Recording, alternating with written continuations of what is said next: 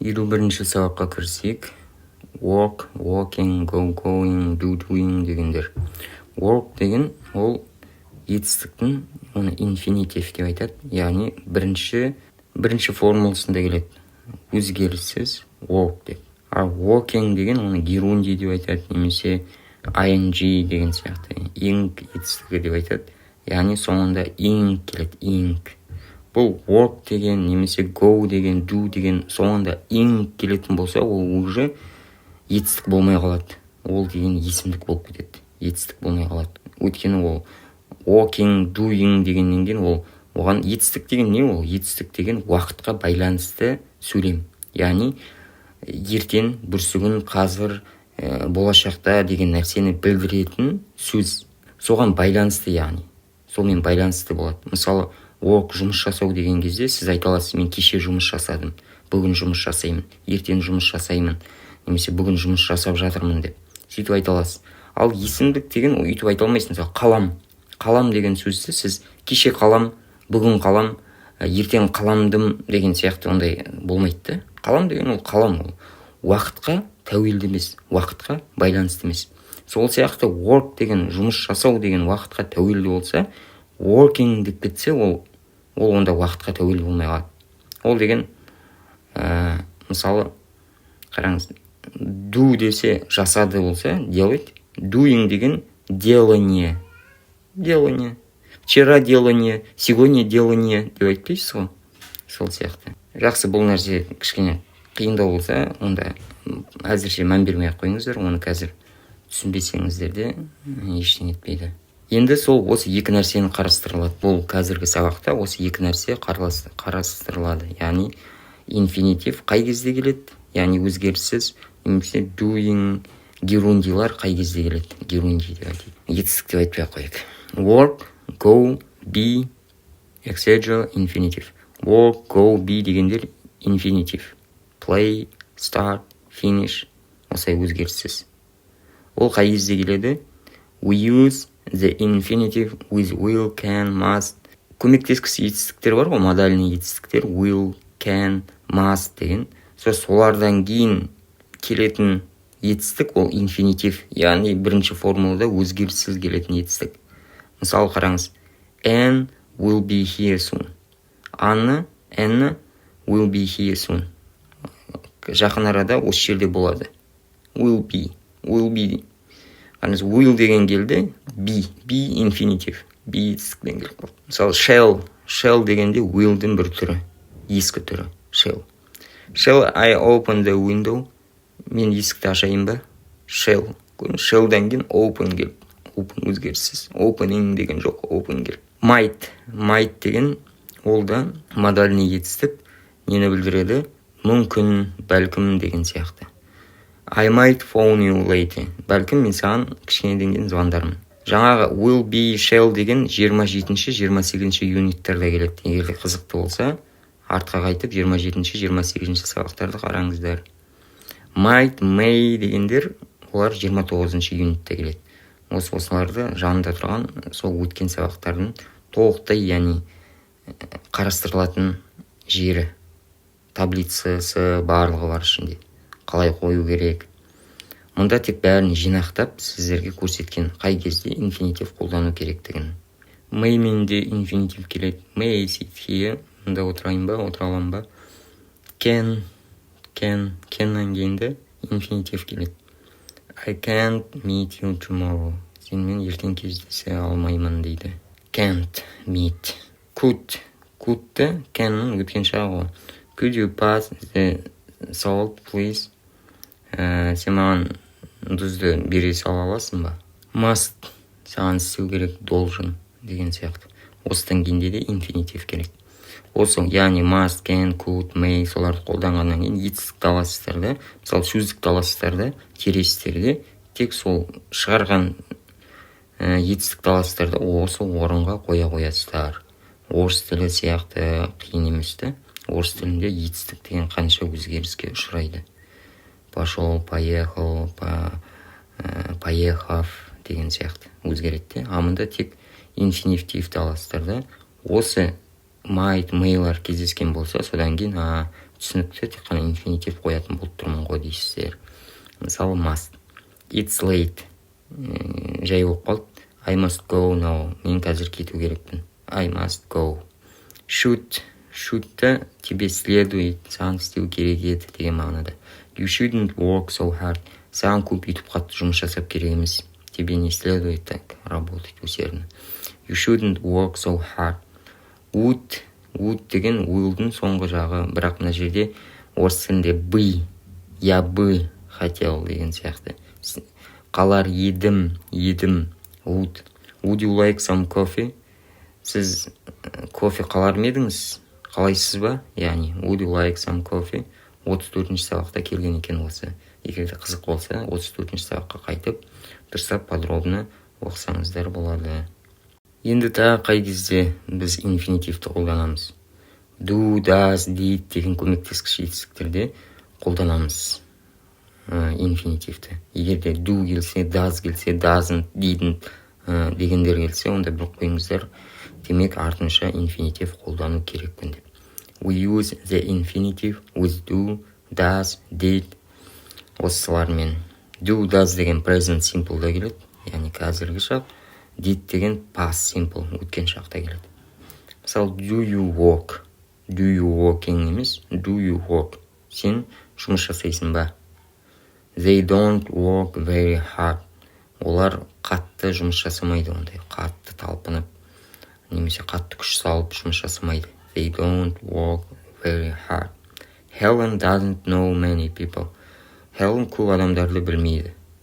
Helen doesn't know many people. Don't know, инфинитивпен келіп тұр. How much does it cost? Бұл қанша тұрады? Cost, стоит, тұру. Did және өткен шақта да.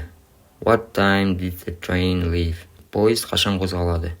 Қай уақытта қозғалады? What time did the train leave? We didn't sleep well. Біз жақсы ұйықтамадық дейді. We didn't sleep well. Sleep деген инфинитив.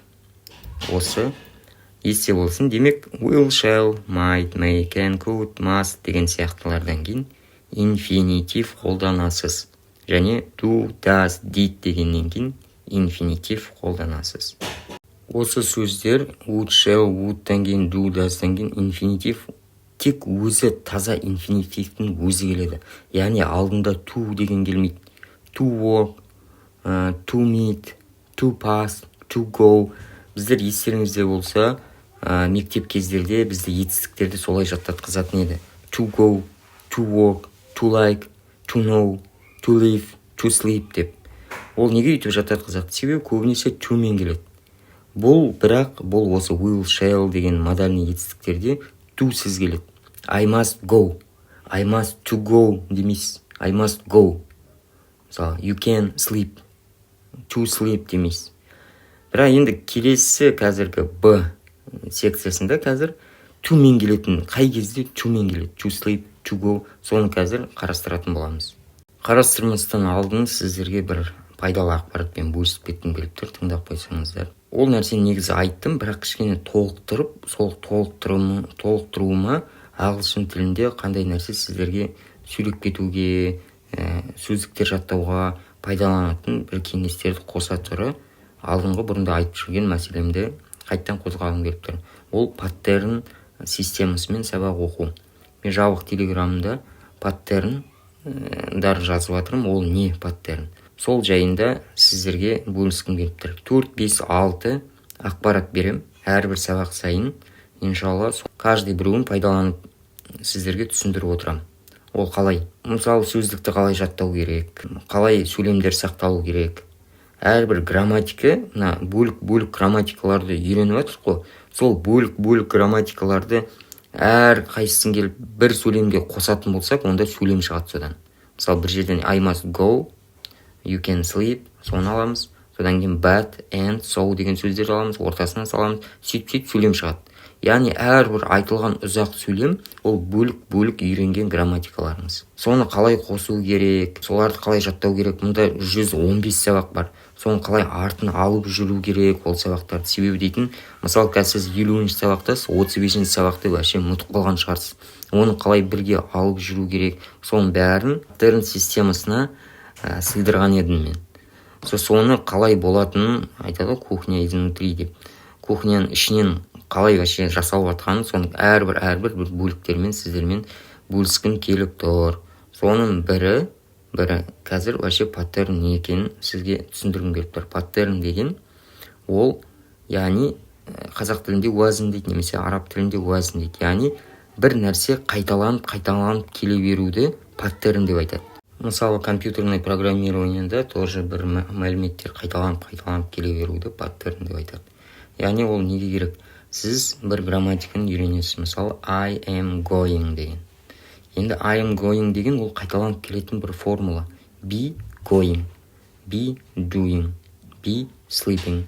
Осы be деген ол am is are ғой. Демек I болса I am going, she is going, we are going, немесе we are sleeping. Осы нәрсе қайталанып келе береді. Енді сол нәрсе неге қайталанып келгізе беру керек? Сіз дейтін бұл формуланың логикасын түсіну үшін. Қай кезде қандай сөзді қолдану үшін. Сізге бір нәрсе қайталанып келе берсе, сіз миыңыз оған үйренеді де, сіз айтасыз, мынау былай болып тұр ғой деп. Демек, I am-дар айлар келіп жатса, am қоя қоямын да, мына ing-нің алдында етістік келетін болып тұр ғой деп. Осылай. Басқа, сосын мысал көп керек те. Етістіктерді көп қолдану керек. Сіз тек қана бір I am going-ті үйреніп алсаңыз, сіз I am sleeping-ті айта алмауыңыз мүмкін. Себебі ол нәрсе сізде мысалда жоқ. Сол паттернде әрбір мысал, әрбір етістіктер келеді. Сол нәрселер қайталанып келе береді.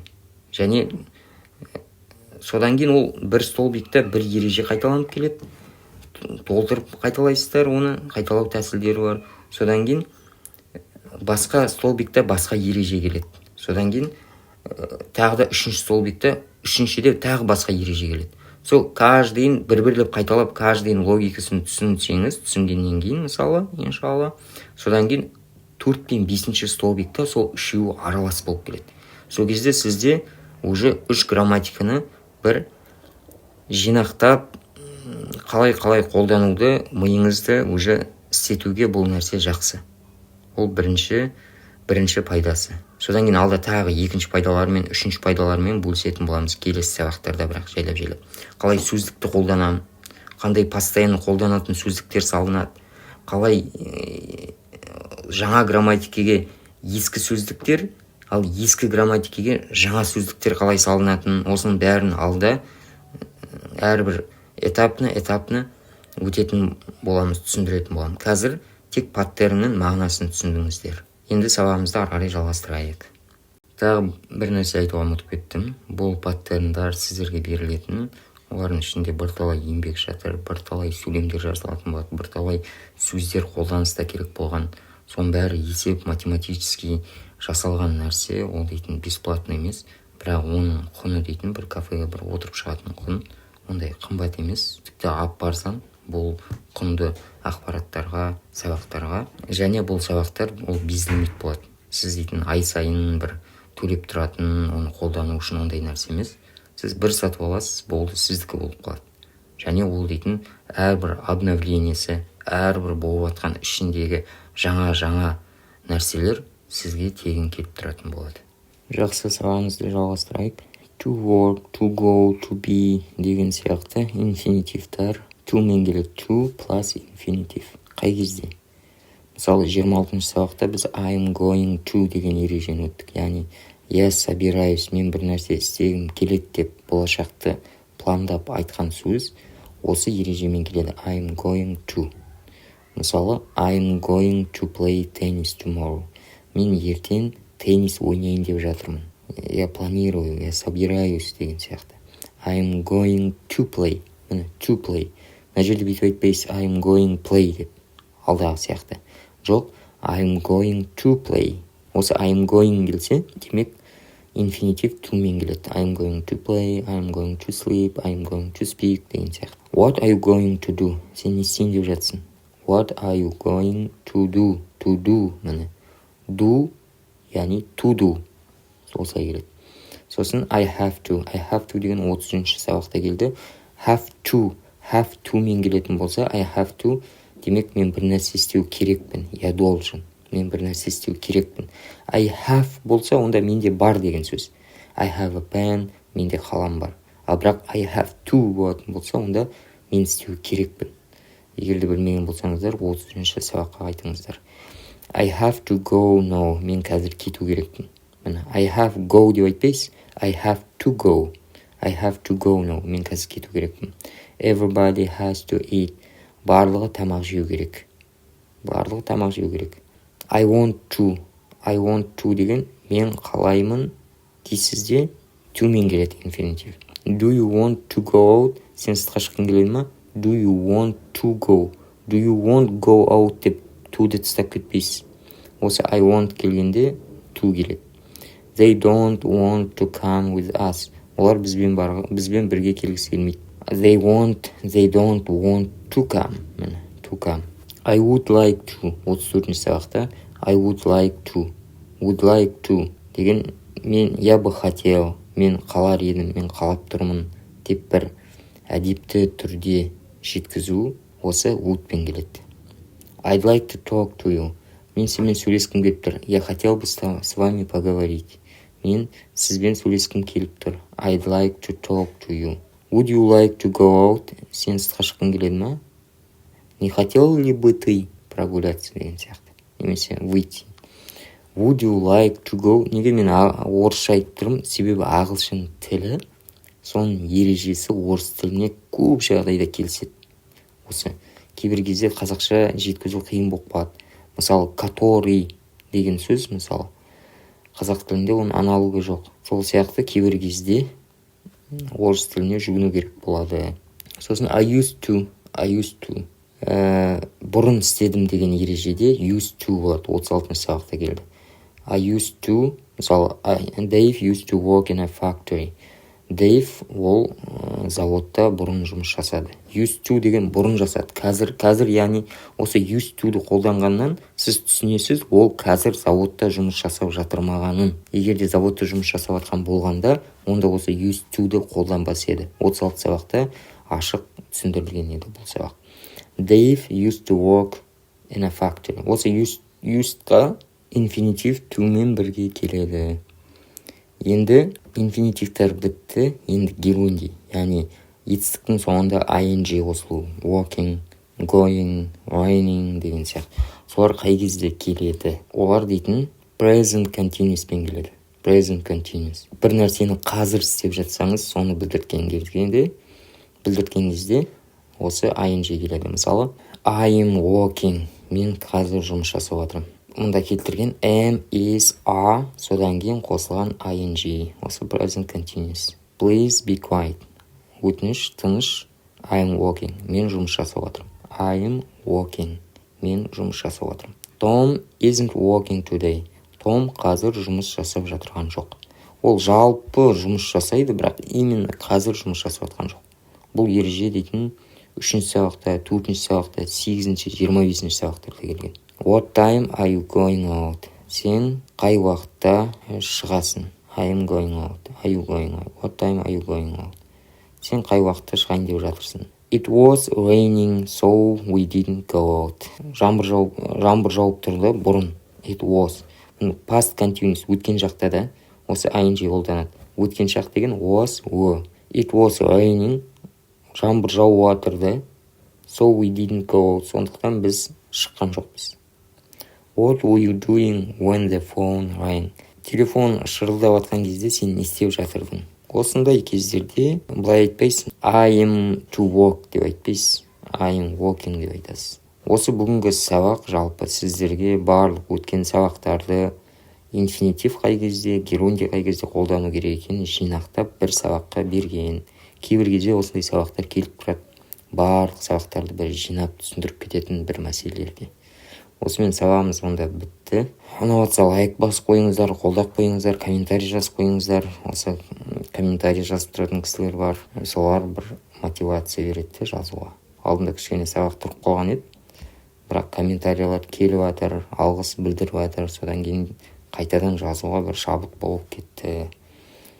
Комментарийлер жазып тұрыңыздар, лайк басып тұрыңыздар. Достарыңыз болса ағылшын тілін үйреніп келгісі келіп жүрген, онда осы сабақтарды оларға ұсыныңыздар. Себебі деген бұндағы сабақтар даже кейбір платный сабақтардан да артықшылығы бар. Мысалы мен дейтін бұрын 7 жылдай бұрын 90 мыңға ағылшын тілінен сабақ сатып алдым мысалы.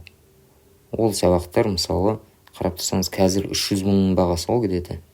Бірақ бәрібір бір осындай бір систематично, осындай бір әдемі кітаппен барлық ережелер түсіндірілгенін мен өзім былай айтқанда оны до конца өткенде жоқпын. Себебі дейтін үшін қиындатып жіберген сондай.